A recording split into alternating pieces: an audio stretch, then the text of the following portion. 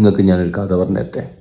Kunnathra textiles നിന്ന് പുറത്തേക്ക് ഇറങ്ങുന്ന വഴിക്ക് ഇവൻ എൻ്റെ ഗേറ്റിൻ്റെ മുന്നിൽ ഇങ്ങനെ നിന്നിട്ട് തല ഇങ്ങനെ ഗേറ്റിൽ ഇങ്ങനെ തട്ടി നിൽക്കുന്നു.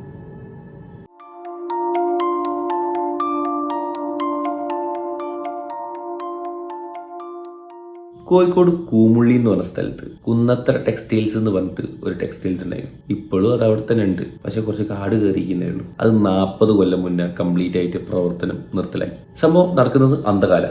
കോഴിക്കോട് നിന്ന് എല്ലാ ഭാഗത്തുനിന്നും അവിടെ ആൾക്കാർ ജോലിക്ക് വല്ലണ്ടായിരുന്നു. നമ്മളെ നാട്ടിൽ നിന്നും കുറച്ച് പേര് ജോലിക്കൊക്കെ പോയിട്ടുണ്ടായിരുന്നു. അവിടേക്ക് ഷിഫ്റ്റ് ആയിട്ടാണ് വർക്ക് നടക്കൽ. ഒരു ദിവസം 9 മണിക്ക് ഷിഫ്റ്റൊക്കെ കഴിഞ്ഞ് ഒരു 6 ആൾക്കാർ വീട്ടിലേക്ക് വരിക. അന്ന് ബസ്സൊന്നും കിട്ടൂല സമയത്ത്, നല്ല ഇടും കാട് പിടിച്ച സ്ഥലമൊക്കെ. ഇവരിങ്ങനെ തിരിച്ചിങ്ങനെ നടന്നു വരുന്ന വഴിക്ക് ഈ നടക്കുന്ന കൂട്ടത്തിൽ ഒരാളെ ബാക്കിൽ ആരോ കല്ലെറിഞ്ഞു. ഇയാൾ തിരിഞ്ഞിട്ട് ആരാടത്?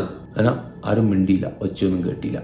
വിട്ടേക്കെന്ന് പറഞ്ഞിട്ട് ഇവരെന്ത് ചെയ്തു, വീണ്ടും നടക്കാൻ തുടങ്ങി. ഇങ്ങനെ നടന്ന് കുറച്ചും കൂടി മുന്നോട്ടെത്തിയപ്പോൾ ഇതിൻ്റെ അകത്ത് വേറൊരാളെ ബാക്കിൽ വീണ്ടും ഒരു കല്ലെറിഞ്ഞു. ഇയാൾ കുറച്ച് ദേഷ്യം പിടിച്ച് തിരിഞ്ഞിട്ട് ആരാണെന്ന് ചോദിച്ചിട്ട് ചൂട്ട് എടുത്തിട്ട് ഇയാൾ ബാക്കിലോടി. ഇവരും കുറച്ച് ബാക്കിലോടി. പിന്നെ ഇവർ പറഞ്ഞു വിട്ടേക്കടാ പോരി തന്നു.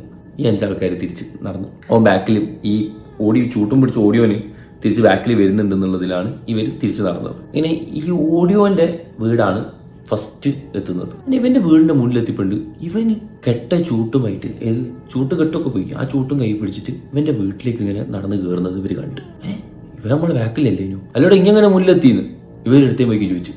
ഓനൊന്നും മിണ്ടാണ്ട് നേരെ അങ്ങ് കയറിപ്പോയി. എന്തായാലും ആട്ടെ എന്ന് പറഞ്ഞിട്ട് 5 ആൾക്കാർ ഓരോരുത്തരുടെ വീട്ടിലേക്ക് അങ്ങ് പോയി. പിറ്റേ ദിവസം 3 മണിക്കാണ് ഇവരെ ഷിഫ്റ്റ് സ്റ്റാർട്ടാവുന്നത്, വൈകുന്നേരം. അങ്ങനെ ഇവർ 3 മണിക്ക് കണക്കാക്കിയിട്ട് ഇവരിറങ്ങി വീട്ടിൽ നിന്ന് എല്ലാവരും. ഇന്നലെ ഓഡിയോന്റെ വീടിന്റെ മുന്നിലെത്തി. അടുത്തെത്തിയപ്പോൾ ഇവന്റെ ഭാര്യ പറഞ്ഞു മുപ്പേക്ക് വയ്യ, പനിച്ച് കിടക്കാന്ന് പറഞ്ഞു, നിങ്ങൾ പോയിക്കൂളിന്നാണ്. അങ്ങനെ ഇവരിന്ന് വെറുതെ ഒന്നും ഇവനെ കയറി കണ്ടോക്കുമ്പോൾ പുതച്ച് കിടക്കുക, കണ്ണൊക്കെ തുറന്ന് ഇങ്ങനെ കിടക്കുന്നുണ്ട്. ഇവർ ചോദിക്കുന്നതിനൊന്നും ഉത്തരവും കൊടുക്കുന്നില്ല. ഇവര് ജോലിക്ക് പോയി. തിരിച്ചു വരുന്ന വഴിക്ക് ഭാര്യനെ കണ്ടപ്പോൾ അങ്ങനെ ചോദിച്ചു എങ്ങനെയുണ്ട്, സുഖമായോ എന്ന്. ഒന്നും കഴിക്കുന്നൊന്നുമില്ല, കിടന്ന കിടപ്പ് തന്നെയാണ്. അപ്പോൾ ഒരു പറഞ്ഞു നിങ്ങൾക്കൊന്ന് ഡോക്ടറെ കൊണ്ടുപോയി കാണിച്ചു വയ്ക്കൂടെ? ഭാര്യ നാളെ ആട്ടെ ഡോക്ടറെ കൊണ്ടുപോയി കാണിക്കാം എന്നുള്ള മട്ടിൽ ഇവര് വീട്ടിൽ പോയി.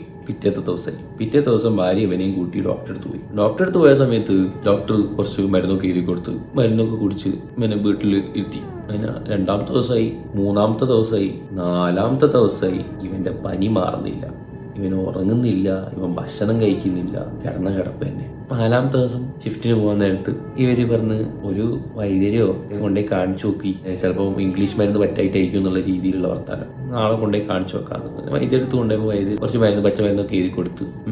5ാമത്തെ ദിവസവും മാറ്റല്ല. 6ാമത്തെ ദിവസമായപ്പോൾ പനിക്ക് മാറ്റല്ല, ഇവൻ ഉറക്കൂല വെള്ളവുമില്ല എന്ന് പറഞ്ഞപ്പോൾ ഈ 5 ആളിൽ ഒരാൾ പറഞ്ഞ് സംഭവം ഇവനെന്തോ കണ്ട് പേടിച്ചതാണ്, ഇത് ഡോക്ടർമാരെയും വൈദ്യൊന്നും കാണിച്ചിട്ട് കാര്യമല്ല, ഒരു ഉസ്താദ് ഉണ്ട്, മൂപ്പരെ കൊണ്ടുപോയി കാണിച്ചു നോക്കാന്ന്. പിറ്റേത്തെ ദിവസം ഇവൻ്റെ വീടിൻ്റെ അടുത്തെത്തി. രാവിലെ കൊണ്ടുപോയി കാണിച്ചിട്ട് അങ്ങനെ ഇതാക്കാന്നുള്ള മട്ടിൽ. അങ്ങനെ രാവിലെ എത്തിയപ്പോൾ തന്നെ ഭാര്യ പറഞ്ഞ് മൂപ്പര് ജോലിക്ക് പോകുന്ന വരെ അങ്ങ് പോയിട്ടുണ്ട് എന്ന് പറഞ്ഞു. അതിന് ജോലി നമുക്ക് 3 മണിക്കല്ലേ ഷിഫ്റ്റ്. അന്നപ്പം ഭാര്യ ഞാനും അത് ആലോചിച്ചു, പിന്നെ ചോദിച്ചിട്ട് മറുപടി ഒന്നും തന്നില്ല എന്ന് പറഞ്ഞു. അങ്ങനെ ഇവരെന്ത് ചെയ്തു, ഷിഫ്റ്റിന് പോയി. 9 മണി വരെ ഷിഫ്റ്റ് കഴിഞ്ഞു. ടെക്സ്റ്റൈൽസ് നിന്ന് പുറത്തേക്ക് ഇറങ്ങുന്ന വഴിക്ക് ഇവനുണ്ട് ഗേറ്റിന്റെ മുന്നിൽ ഇങ്ങനെ നിന്നിട്ട് തല ഇങ്ങനെ ഗേറ്റിൽ ഇങ്ങനെ തട്ടി നിൽക്കുന്നു.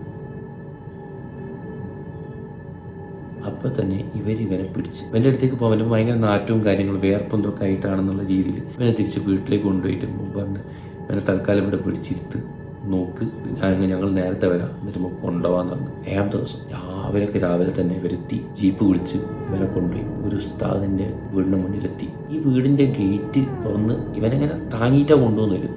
താങ്ങിക്കൊണ്ടുവന്നവർ ഈ വീടിന്റെ ഗേറ്റിന്റെ മുന്നിൽ നിന്ന് ഉസ്താദ് ഇങ്ങനെ ഒലയിലിരുന്ന് ഇങ്ങനെ കണ്ട്. ഉസ്താദ് പറഞ്ഞ് ഓനെ വിട്ടേക്ക്, ഓനെ ഒറ്റക്ക് പോരട്ടെ. ഉസ്താദെ ഇവർക്ക് നടക്കാൻ പറ്റൂല, ഓന് നടക്കാനൊക്കെ പറ്റും, ഇങ്ങനെ വിട്ടേക്കിന്നാണ്. ഉസ്താദ് പറഞ്ഞു കേട്ടിട്ട് ഇവരങ്ങ് വിട്ട്. ഇനി ഇവനെന്ത് ചെയ്ത് ഇങ്ങനെ ഈ ഉറക്കത്തുള്ള മറ്റേ സംഭവം ഉണ്ടല്ലോ, ഇങ്ങനെ നടന്ന് ഇങ്ങനെ വന്നപ്പോൾ അസിസ്റ്റന്റുമാരോട് ഉസ്താദ് പറഞ്ഞ് ഇവനെ പിടിച്ചിട്ട് ആ കട്ടിൽമൊക്കെ എടുത്തെന്നാണ്. ഇനി അവൻ കട്ടിൽമൊക്കെ എടുത്തി. പിന്നെ കണ്ടൊക്കെ എങ്ങനെയാണ് നിൽക്കുന്നത്. ഉസ്താദ് ഇങ്ങനെ നിന്നിട്ട് അട്ടിമുട്ടിയെന്ന് അവൻ നോക്കി. എന്നിട്ട് ഇവരോടൊക്കെ പറഞ്ഞു നിങ്ങൾ കുറച്ച് വയ്യോട്ടി നിൽക്കുന്നതാണ്. ഉസ്താദ് പറഞ്ഞ് കേട്ടിട്ട് ബാക്കോട്ട കൊണ്ടുവന്നു. എന്നിട്ട് വരെ മുഖത്തേക്ക് നോക്കിയിട്ട് ഉസ്താദ് പറഞ്ഞു ഇവൻ മരിച്ചിട്ട് ഒരാഴ്ചയായി. ഇത് കേട്ടത് വരെ എല്ലാം അങ്ങോട്ട് ഫ്ലിപ്പായില്ലേ. ഞാൻ വരെ ഫ്ലിപ്പായി. സംഭവം ഇവൻ മരിച്ചിട്ട് ഒരാഴ്ചയായി. മരിച്ചു കഴിഞ്ഞിട്ടുള്ള നാറ്റവും കാര്യങ്ങളൊക്കെയാണ് ഓൻ്റെ മേത്തുണ്ടായിരുന്നത്. എന്താ കാരണം എന്ന് ഇപ്പോഴും ആർക്കും അറിയില്ല. കട്ട കഥയാണ്. ഞാൻ കാരണം തപ്പാനും പോയില്ല. വെറുതെ എന്തിനാകുമ്പോൾ അതിന് തപ്പാൻ നിൽക്കുന്നത്. അപ്പോൾ അത്രയേ ഉള്ളൂ കഥ. കഥ ഇഷ്ടപ്പെട്ടിട്ടുണ്ടെന്നുണ്ടെങ്കിൽ ലൈക്ക് ചെയ്യുക. ഇതുപോലത്തെ കഥക്കായിട്ട് സബ്സ്ക്രൈബ് ചെയ്യുക. Okay guys, by.